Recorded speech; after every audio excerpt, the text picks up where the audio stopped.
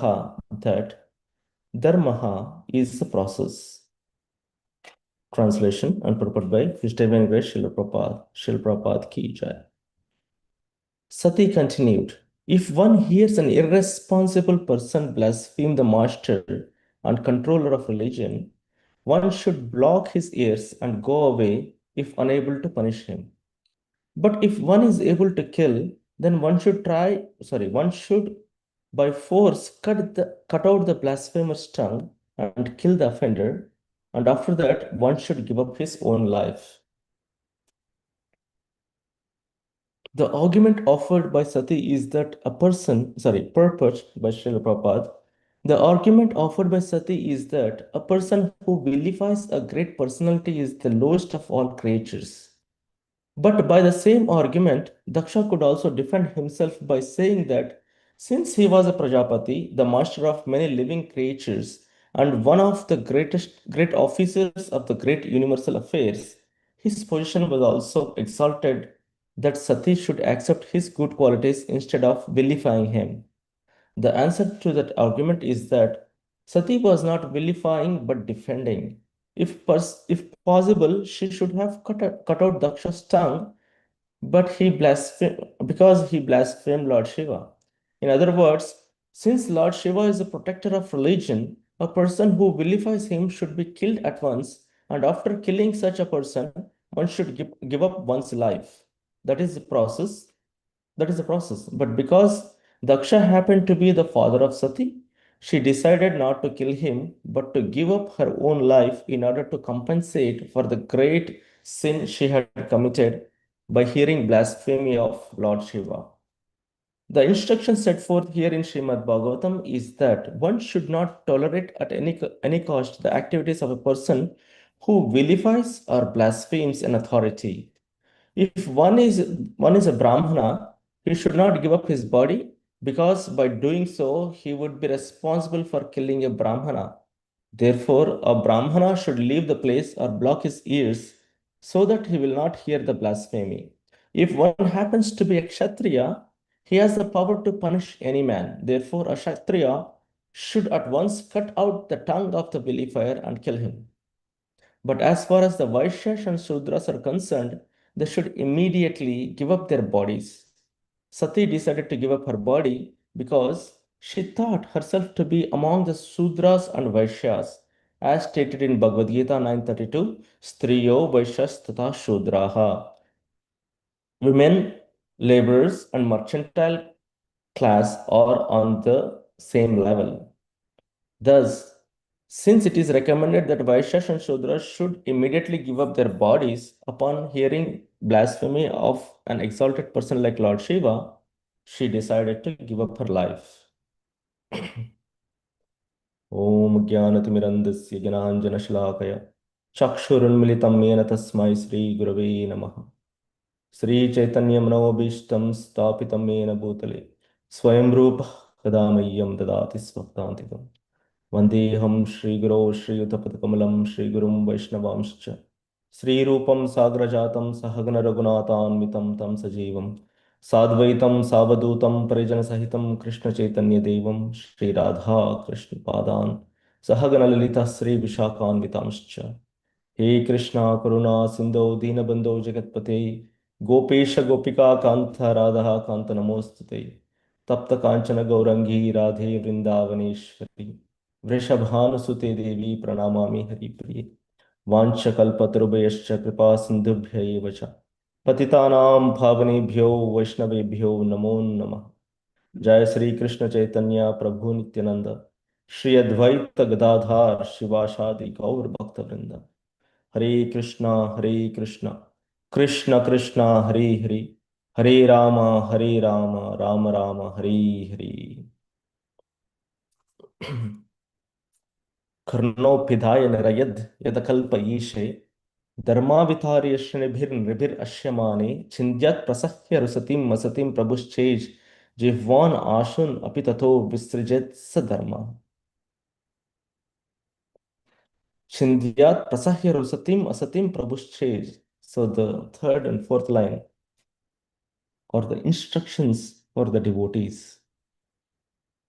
on the actions they have to perform when they hear or see the insult of the Lord or the Lord's devotees. So what does these two lines say? Is that Chindat prasahya rusatim masatim prabhusche. So they have to, yeah, leave that place right away. Close your ears and leave that place.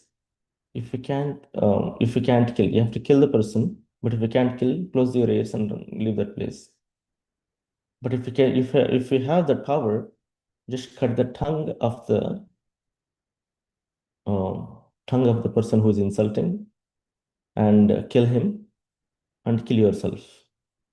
So these are very strong instructions for a devotee.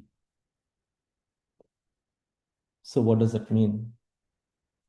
It means that a devotee, for a devotee, God is very is supreme for the devotee, and God's followers or the followers of the Lord, meaning devotees, other devotees are also very respectful for him, right?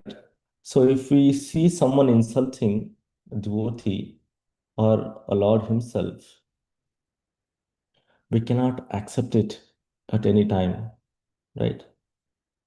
Then when it comes to saying here that you have to cut the tongue, right? Or you have to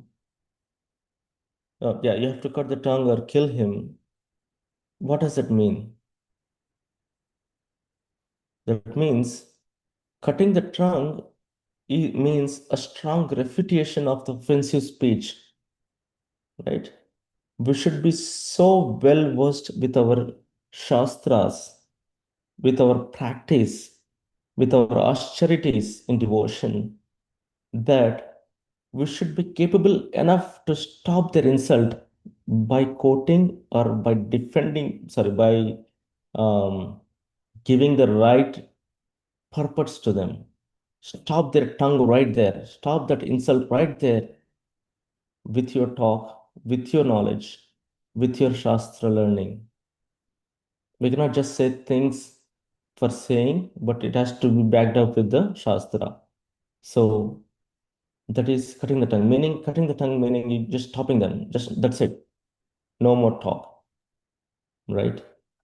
And giving up one's life basically allegorically it interprets that devotee's loyalty to the Lord is much more than his body himself or his body itself.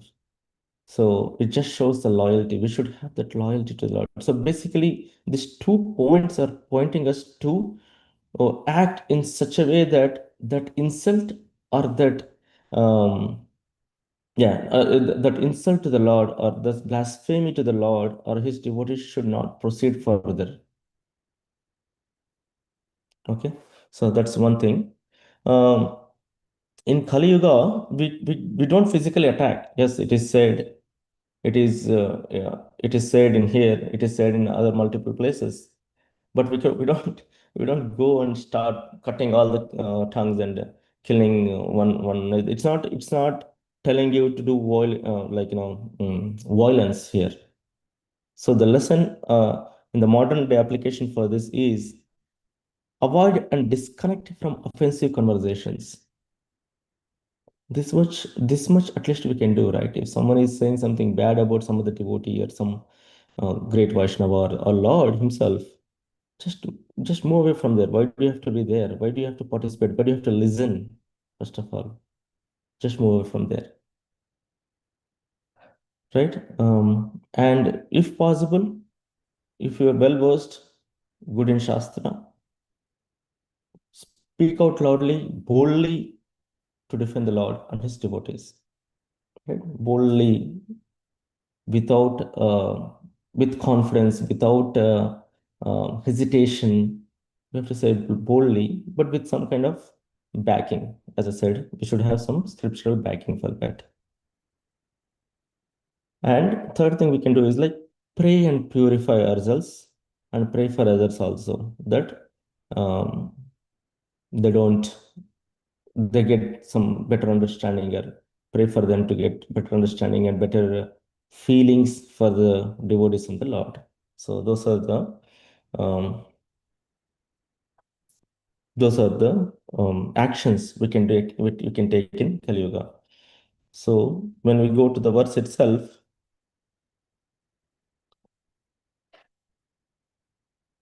Mother Sati, she went to her father's house uninvited, and she found Lord Shiva is being insulted um, by not offering him a seat or not having him oblations, not offering oblations to him in that fire sacrifice, where all the all the great personalities from the universe were present there, but except Lord Shiva. So she felt really, really insulted, and she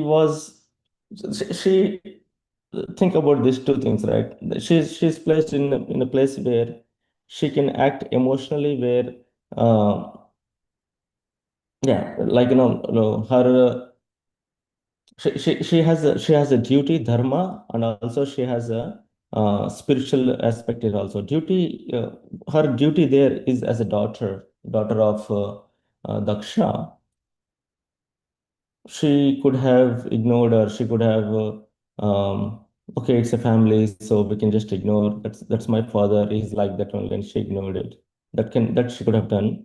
But the second thing is in the spiritual aspect, when it comes to dharma or spirituality, spirituality takes the upper hand, right? When it comes to the upper spirituality here, she saw a great devotee like Lord Shiva being offended.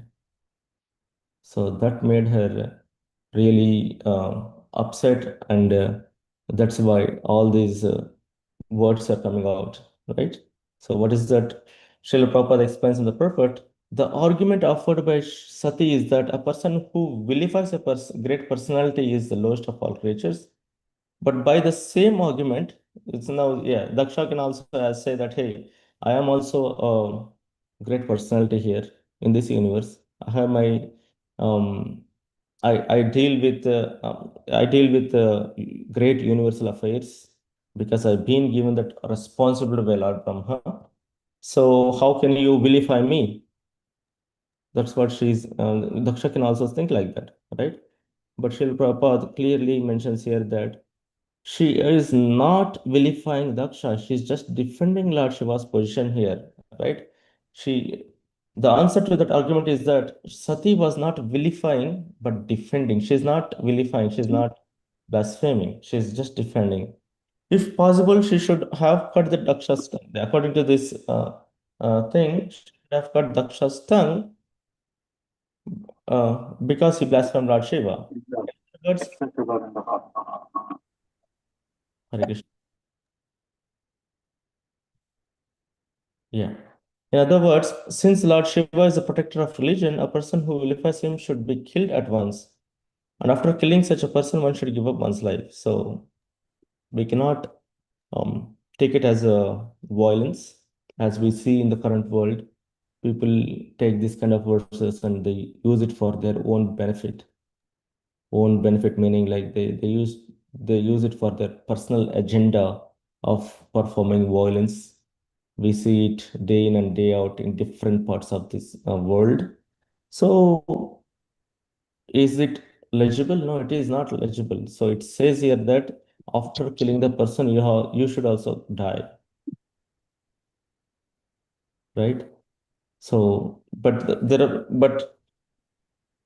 before that also, if you can't kill, if you're not, Prabhupada explains here again, if there are we have four. Varnas. So the first Varna is Brahmana. If the vilifier is a Brahmana, or no, if yeah, sorry, if one happens to be a Brahmana, Prabhupada says here, he should give up his body because by doing so he would be responsible for killing a Brahman. He should not give up his body. So Brahmanas cannot give up their body themselves. because it's a Brahmatya. Brahmatya is the worst sin that anyone could ever perform. Gohatya and Brahmatya cannot be performed. So Brahmana cannot kill himself. But if he happens to be a Kshatriya, he has the power to punish any man. Okay, therefore Kshatriya should at once cut the tongue of the vilifier and kill him. But as far as Vaishyas and Sudras are concerned, they should immediately give up their bodies. Sati decided to give up her body because she thought herself to be among the Shudras and Vaishyas. So we see that Srila Prabhupada also quotes the verse from Bhagavad Gita, Striyo Vaishyas Tatha Sudra. Women, laborers, and mercantile family, merchant class are all the same level. So what Srila Prabhupada is mentioning here is that if you're a Brahmana, you cannot kill himself because it's a Brahmatya. If you are Kshatriya, you can do it. And Shudra, just kill yourself. Right? There is no other option. That was the option left with Mother Sati, and she did it. Okay. Now, when it comes to Kali Yuga, this doesn't apply, right? Kali Yuga, there is no Varna. Everything is all same. There is no proper Brahmana who can chant perfect mantras, right? Then how can we consider him to be? There is no um, purity, no sanctity of that Brahmana life. There is no Kshatriya who is capable enough to stand towards the bold against the um, ill goings or bad things happening around. No, there is no Kshatriya here. And there is no proper Vaishya or Sudra. Shudras, everyone is a Shudra class, everyone is working for their own. Shudras are also, yeah, we are the lowest of the Shudras in this Kali Yuga. So this um, doesn't apply to everyone here. Okay, so um, the best thing we can do is Srila Prabhupada explains in other purports that you should uh, at least the first one at least close your ears, right? Karno pidhaya nirayad yadakalpa yishe. So just if one hears a responsible person blaspheming the master and the control of the religion, one should block his ears. At least block his ears and go away. That thing we can do. If we are a little bit knowledgeable enough, or if we have learned something with the mercy of the Guru and Gauranga and other Vaishnava acharyas, we can refute, we can boldly say what they're saying is wrong. Like our Bhakti Siddhanta Saraswati Thakur, he has boldly defeated many Mayavadi philosophers, right? He confronted them with his knowledge and with his debates. So that is, and same thing has Chaitanya Mahaprabhu also has done that same thing. So yeah, so that's another thing which we have to think. Now, if you see in our scriptures, we see that examples. I'm trying to think about examples. If you see, Hiranyakashipu was always blaspheming the Lord, right? We just Narsingha Chaturasi just went by. So in the stories, we see that Hiranyakashipu was always blaspheming the Lord, but Prahlad Maharaj never encouraged it. He didn't say, no, Father, you are right. He never said that. It's dharma of a son is to protect and support the father, right? But dharma becomes menial when it comes to spirituality. So devotion is much higher than dharma. Following dharma is different. Dharmo rakshati rakshitaha is another one. Like, if you protect your dharma, it will protect you. But when it comes to question of is either it's a dharma or a devotion, so devotion will take the upper hand. Okay, same thing happened here. So Hiranyakashipu offended Lord Vishnu in multiple ways. And Prahlad never tolerated blasphemy, right? He asked, "Where is your Lord? How is he?" He never said he's in everywhere. He was always respectful for his father, but he never accepted that Vishnu is lower or Vishnu is Lord Vishnu is um, approach. Sorry, Lord Vishnu is not. I mean, he never accepted the insult what Hiranyakashipu was um, um, providing to. I mean, insulting. He never the insults of his father towards Lord Vishnu. Okay, so even a child devotee does not compromise truth in the face of offense. So that is the lesson we take from here. All right. Um, Something with Hanumanji. If you think about Ramayana, so in Ramayana we see Ravana offending Lord Rama in front of Hanumanji, and Hanumanji was not tolerate. He was not tolerating it, so he burnt down the Sri Lanka, sorry, Lanka, because he's a Kshatriya. He has that power to do that, so he has done it. Right? He has completely burned down, making sure that Mother Sita is safe, and he gave a good, befitting message to Ravana to show the power of Rama. So just one, if one soldier of Rama or one servant of Lord Rama can do so much of damage. So that is the lesson he wanted to give, right? Yeah, Sri Mahaprabhu also mentioned in multiple places that if someone blasphemes Krishna or his devotees, simply hearing it is also a dangerous proportion. We cannot hear that, so we have to close and move on. Now, the question may come up, right? In the second offense for the Nama, right? What is that name? Or what is offense? To consider the names of demigods like Shiva or Brahma to be equal to or independent of Vishnu, right? If so, some devotees may have question like, how can the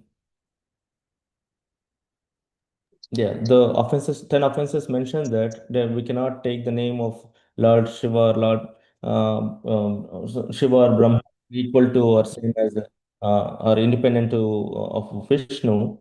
Then how come we are glorifying Lord Shiva so much? Like why Shiva is considered to be the greatest.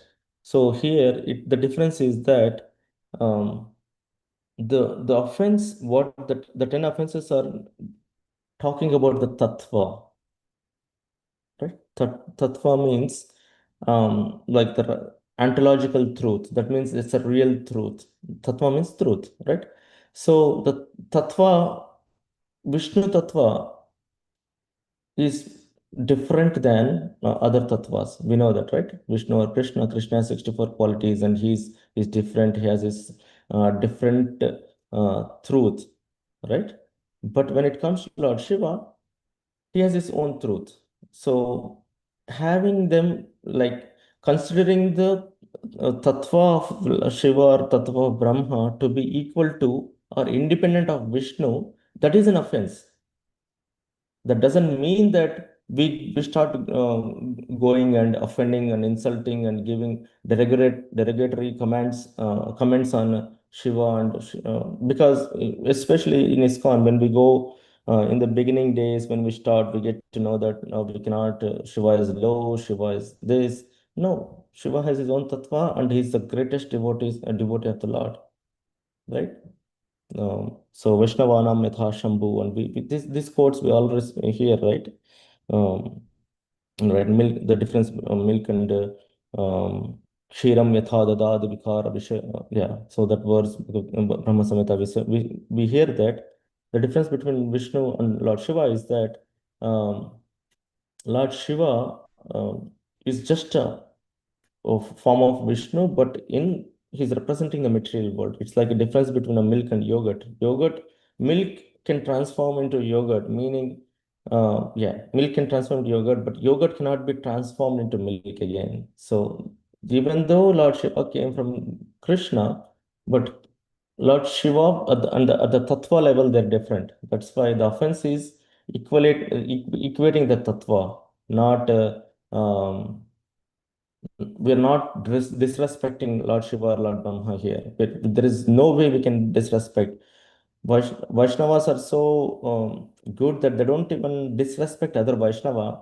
Then we're talking about demigods like Brahmaji and Shivji. So there is no way or no Shastra tells us to disrespect or be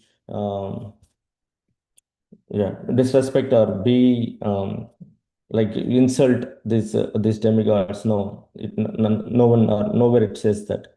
If it is somewhere there, then it has to be understood, and it has to be understood under the guru's guidance, right? It's not mm, yeah, it is not written anywhere that we have to like Shiva is the lowest, and we cannot disrespect him. Okay, so yes, some context we see that we should not approach Lord Shiva, we should not worship Lord Shiva. Some here and there we see that that's just because Lord Shiva is very merciful, very compassionate, right? He's so compassionate that he is ready to give or any kind of boons to anyone.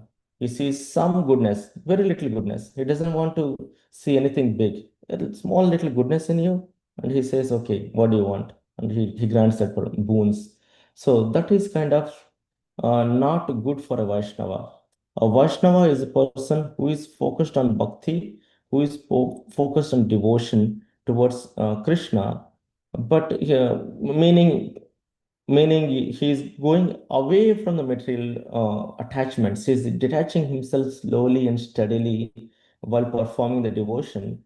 But by worshipping Lord Shiva, what's happening is that he's getting again that desire may rise, like because this material world is full of faults and full of anxieties. So in that anxiety or in that thing, we may end up asking something from Lord Shiva, right? We see all others are benefiting from Lord Shiva, Durga Devi, and others, and we may fall into the trap of asking again, going and asking Shivji or Durga Devi about some material benefits. So that's not good for the progress of bhakti.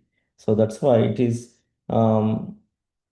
Some places we see it's not required or we should not pray to Shiva and Durga Devi, but there is nothing like we should insult him or we should blaspheme Shiva and other demigods. Okay, so this is today's class. Yeah, let's stop here. Shiva Prabhupada ki jai.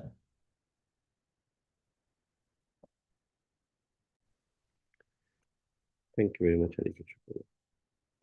We'd like to wish everybody a safe and Krishna conscious day ahead, and we'd like to offer our prayers to the Supreme Lord by chanting Hare Krishna, Hare Hare Krishna, Krishna, Hare Krishna Krishna, Krishna, Krishna Hare Hare, Krishna, Hare Hari Hari. Hare Hare Rama, Rama, Hare Hare Rama, Rama, Rama Rama Rama, Rama, Hare Hare Hare. Hare. Hare Krishna, Hare Hare Krishna, Krishna, Hare Krishna Krishna, Krishna, Krishna Hare Hare. Krishna, Hare Hare. Hare Hare Rama, Rama, Hare Hare Rama, Rama, Rama Rama Rama, Rama, Hare Hare Hare. Hare. Hare Krishna, Hare Hare Krishna, Krishna, Hare Krishna Krishna, Krishna, Hare Krishna Hare. Krishna, Hare Hare. Hare Hari. Rama, Hare Rama, Hare Rama, Rama, Rama Rama Rama, Rama, Hare Hare Hare. Hare. Shri Nrsingo, Jai Nrsingo, Jai Jai Nrsingo, Praladesha, Jaya Padma Mukha Padma Bringam, Ugra Veera Ugraveram Mahavantam Mahavishnu Jalantam Sarvatotmukam Sarvatomukham Nrsingham Visharam Narsingham Bhadram Vishnu Gamithyam Bhadramatra Mithya Namami. Namamiham. Nrsinga Bhagwana ki Ki Jai, Jai, Maharaja Ki ki. Jai. Let's offer our humble obeisances to all the assembled Vaishnavas, Vancha Kalpatarubhascha, Kripa Panchakalpatarubhasya Sindhu Kripa Sindhu Bhayevach, Bhavata Patitanam Patitanam Patitanam Pavanebhyo Pavane Vaishnavebhyo Vaishnavebhyo Namo Namo Namah. Namah. Vaishnavinda ki Ki Jai, Jai, Lord Srimad Bhagavatam ki Ki Jai, Jai, Prabhupada ki Ki Jai, Jai. Gaur Premanande. Hari Hari Hari Hari Bol. Thank you everybody. Hari Bol. Hare Krishna. Thank you, everyone. Hari Krishna.